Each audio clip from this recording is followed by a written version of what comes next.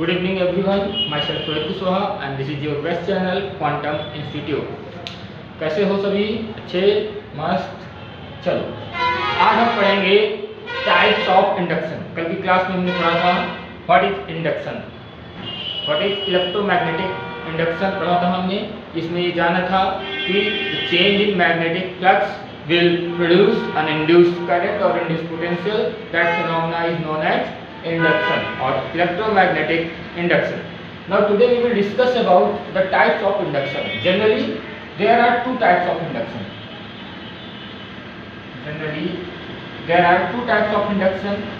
One is self induction and another is mutual induction.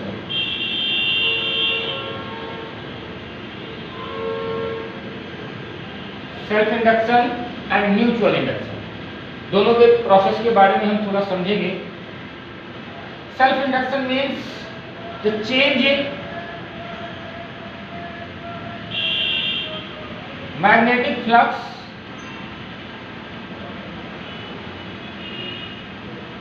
in same coil in which there is induced current generated।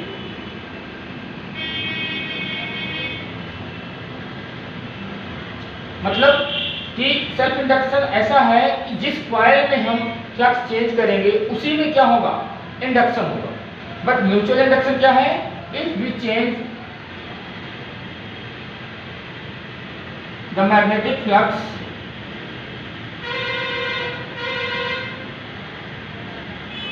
in one coil, then there will generate a induced current और induced EMF in another coil। कौन सी coil में? another coil placed nearby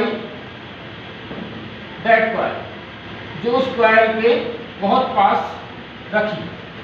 इसमें खुद में change करने से, जैसे suppose करो आप लोग पढ़ाई करते होगे कि अंदर से खुद इच्छा जगे, यार मुझे अपना फ्यूचर बनाना है, मुझे पढ़ना चाहिए, दैट इज सेल्फ इंडक्शन।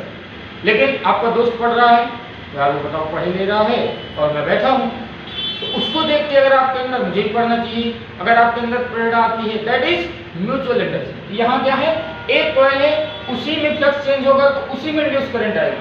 इसमें दो कॉइल है, एक में हम फ्लक्स चेंज करेंगे, दूसरे में क्या होगा, इंडक्शन होगा। कैसे? फिगर से हम समझते हैं इस चीज को, नोट करते जाना। अगर फिगर से समझे दोनों को तो देखो, सपोज करो ये कॉइल है, ये स्विच है, ठीक है, ये बैटरी है, ये कॉइल। अब देखो यहां से अगर पहले कोई करंट नहीं, कोई मतलब नहीं, लेकिन जैसे इसमें मैंने आई करंट जनरेट कर दी, स्विच ऑन कर दी, तो इसमें आई करंट आ गई। पहले इसमें जब करंट नहीं थी तो मैग्नेटिक फील्ड कितनी थी, आई के कारण क्या होता था, मैग्नेटिक फील्ड का formula for solenoid mu naught N I होता था।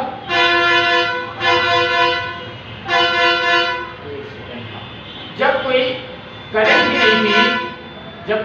ही नहीं थी तो मैग्नेटिक फील्ड क्या थी, जीरो। तो मैग्नेटिक फील्ड जीरो तो फ्लक्स क्या है, जीरो। लेकिन अब मैंने करंट दे दी तो मैग्नेटिक फील्ड कितनी आ गई, mu naught N I, where N number of turns per unit length. Then magnetic flux क्या हो गया, φ2। फ्लक्स में क्या आ गया, यहाँ पर चेंजमेंट आ गया। तो फ्लक्स में चेंजमेंट के कारण यहाँ पर एक क्या जाएगी, इंड्यूस्ड करंट आ जाएगी। क्या जाएगी, इंड्यूस्ड करंट आ जाएगी, जिसकी डायरेक्शन क्या होगी, अपोजिट होगी। क्यों? इस करंट के थ्रू वो जनरेट हुई है, तो लेंस क्या कहता है कि जिसके फैक्टर के कारण जनरेट हुई है उसी को क्या करेगी, अपोज करेगी। तो इंड्यूस करंट की डायरेक्शन क्या होगी, इस साइड। लेकिन अगर आप लोग म्यूचुअल इंडक्शन की बात करें तो ऐसे देखो, मान लो ये प्राइमरी कॉइल है, ये सेकेंडरी कॉइल है, इसमें मैंने बैटरी कनेक्ट कर दी, स्विच ऑन कर दो, स्विच लगा दो, ये स्विच है, बैटरी है, इसमें कुछ नहीं, कोई करंट नहीं है, कोई बैटरी नहीं। अब मैं अभी इसमें कोई बैटरी नहीं है, कोई करंट नहीं है, तो इसका फ्लक्स पहले कितना है, 0। जैसे स्विच ऑन किया करंट आ गई, मींस फ्लक्स आ गया ∅2 आ गया। तो अब इसका मैग्नेटिक फ्लक्स यहाँ तक भी जाएगा कि नहीं जाएगा? जब इसमें फ्लक्स नहीं था तो इसमें फ्लक्स नहीं था, अब इसमें फ्लक्स आया तो इसकी लाइंस पास वाले में तो पास होंगी, जब पास वाले में पास होंगी तो इसमें फ्लक्स पहले ∅1, बाद में क्या हो गया ∅2, फ्लक्स में क्या हो गया, चेंजमेंट आ गया। जब फ्लक्स में चेंजमेंट आ गया सर, तो यहाँ पर हाई करंट जा रही थी, तो यहाँ एक इंड्यूस करंट, कौन सी करंट, अपोजिट डायरेक्शन में इंड्यूस करंट जनरेट हो जाएगी। This is self induction, this is mutual induction. जब खुद में मैग्नेटिक फ्लक्स चेंज हो, खुद में इंड्यूस करंट जनरेट हो, दैट इज सेल्फ इंडक्शन। जब एक कॉइल में मैग्नेटिक फ्लक्स चेंज करें और दूसरे में क्या हो, मैग्नेटिक इंड्यूस करंट जनरेट हो, दैट इज म्यूचुअल इंडक्शन। अगर हम इसकी मैथमेटिकल एक्सप्रेशन की बात करें, नीचे नोट कर लेना, बहुत सिंपल है, ज़्यादा टफ नहीं है।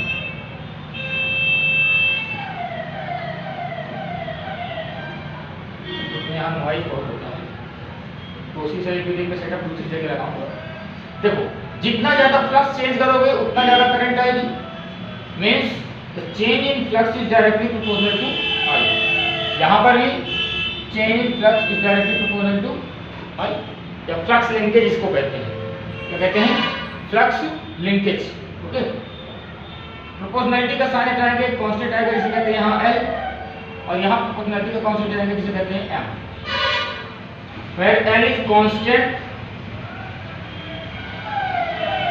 known as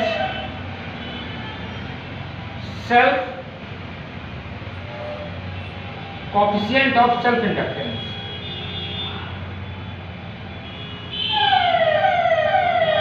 coefficient of self induction, and where M is constant, known as coefficient of mutual induction। This is self induction, this is mutual induction। According to Faraday law,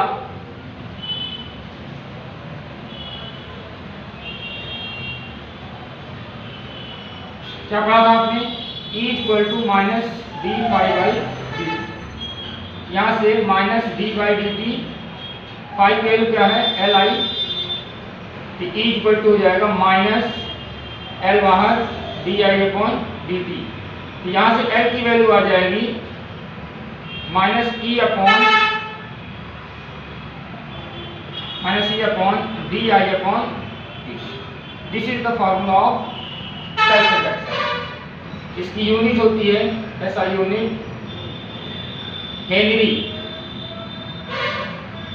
इस तरह यहाँ पर भी देख लो, equal to minus D phi upon d T, phi की value रखो d by D t, M है एम आई है minus M d I upon d t, यहाँ से एम की वैल्यू आ जाएगी minus E upon d I upon d t. इसकी भी यूनिट होगी ऐसा यूनिट हेनरी, इसकी भी henry. Both are scalar quantity. कैसी क्वांटिटी है? Scalar quantity.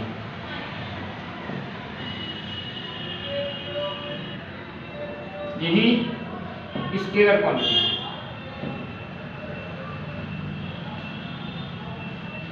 ये है आपका lecture self induction and mutual induction.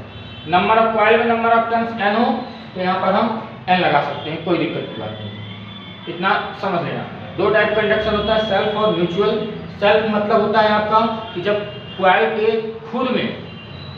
में खुद में चेंजमेंट हो, मतलब खुद में फ्लक्स चेंजमेंट हो। करंट कैसे फ्लक्स चेंज कर सकते हैं, या तो करंट जीरो कर दो या तो करंट ऑन कर दो तो अचानक मैग्नेटिक फील्ड बदल जाएगी, अचानक फ्लक्स आ जाएगा, ऐसे इंड्यूस करंट आ जाएगी। या तो किसी में करो दूसरे पास वाली कॉइल में मैग्नेटिक फ्लक्स आ जाएगा, क्योंकि पास में फील्ड वहां तक तो जाएंगी ना। इसलिए ये सारी चीजें हैं, ये बहुत इंपॉर्टेंट टॉपिक है, क्योंकि इसके बिना आगे आप लोग कहते हैं वो ट्रांसफार्मर का कॉन्सेप्ट आता है वो भी नहीं समझेंगे। एसी सर्किट में हम इंडक्शन का इंडक्टिव सर्किट पढ़ते हैं वो भी नहीं समझ में आएगा। ये सब चीजें होती हैं। पढ़ाई मजे के साथ की जाती है, ऐसे नहीं की जाती कि बस बोरिंग हो तैयार कर लिया। चीजों को हमें समझना पड़ता है बहुत सिंपल वे में। इसके लिए एक ही तरीका है, बार बार चीजों को एनालाइज करो। कोई भी कॉन्सेप्ट होता है क्यों हो रहा है, क्योंकि फिजिक्स में कोई भी चीज होती है ऐसे नहीं आ जाती, उसके पीछे कोई ना कोई रीजन होता है, वो रीजन आपको समझना पड़ेगा। और फिजिक्स बहुत आसान है, इतना तो टफ नहीं है। अरे सर आप कैसे बता देते हैं आसान है, हमें तो इतनी टफ लगती है, क्या करें हैं? अरे बेटा ना परेशान, सब आ जाएंगे। आवाज बुझ करते हैं ये लोग, इनको भगा दूंगा मैं किसी दिन, ये रोड ही ब्लॉक करा दूंगा मैं, है कि नहीं? चल कोई बात नहीं। आज हम अब आगे पढ़ते हैं generation of AC current, production of AC current. अच्छा सर यहाँ से एसी करंट समझ में आएगी? हाँ बेटा यहाँ से समझ में आएगी एसी करंट। डीसी करंट क्या होती थी? डीसी करंट क्या है? The current which is constant with respect to time, means पर टाइम ऐसे है, पर करंट है यहाँ पर है, इसका ग्राफ नॉर्मली ऐसे होगा। बस कोई ओम्स ने इसको डिफाइन भी किया था, इसका ग्राफ ये होगा। आगे एसी करंट में भी ओम्स का लगेगा, कोई दिक्कत नहीं होती, ठीक है? तो उसकी दिक्कत मत लो। लेकिन अगर एसी करंट की बात करें और एसी करंट, तो देखो देखो देखो ये अकॉर्डिंग टू फैराडे लॉ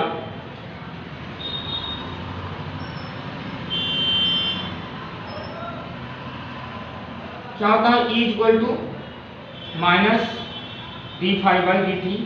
अगर कॉइल में नंबर ऑफ टर्न्स n है तो मैं यहाँ पर n भी ले सकता हूँ, कोई दिक्कत की बात नहीं। तो मैं पता है फाई की वैल्यू मैंने बताई थी dA cos थीटा, तो E equal to minus n d/dt cos A, इसकी वैल्यू रख दो dA cos थीटा, तो हो जाएगा minus n d constant A constant d/dt cos theta. तुम्हें पता है एंगुलर वेलोसिटी क्या होती है? Angular displacement upon time. तो यहाँ से थीटा इक्वल टू आ जाएगा omega T, E will be minus N B A d/dt cos omega.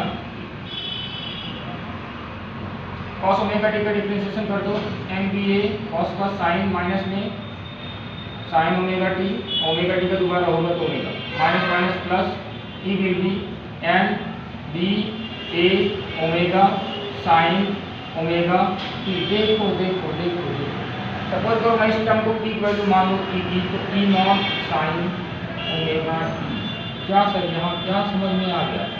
इसके पहले जब हम पढ़ते थे पोटेंशियल, तो पोटेंशियल क्या था? v not depends upon the time, time पे डिपेंड नहीं करता था।